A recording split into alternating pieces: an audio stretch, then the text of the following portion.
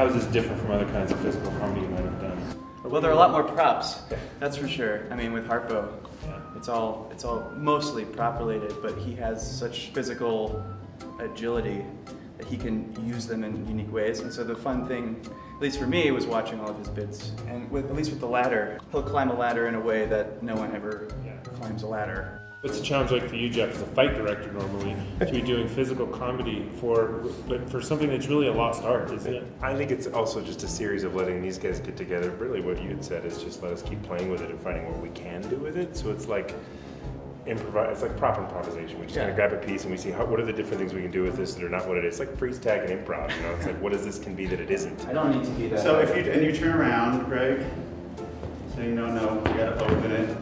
Right. And then we try and do as many of those as possible and stay ahead of the audience so they can't see what the next gag is. But the Marx Brothers are great because they have verbal comedy, musical comedy, and physical comedy, and they roll between the three of them so quickly that there's a little bit of different comedy for everybody.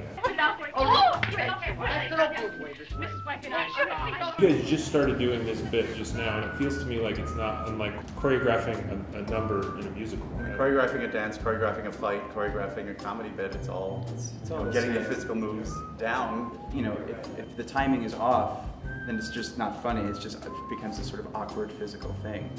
So what was so amazing about the Marx Brothers is that their timing was impeccable. I mean, they've been doing it since they were little kids, you know, so they had decades of practice. We've had 15 minutes. Brand new ladder for us today. The show is, it's like watching a group of semi-serious actors try and put on a 1930s musical, and then the Marx Brothers in and proceed to continue to break it.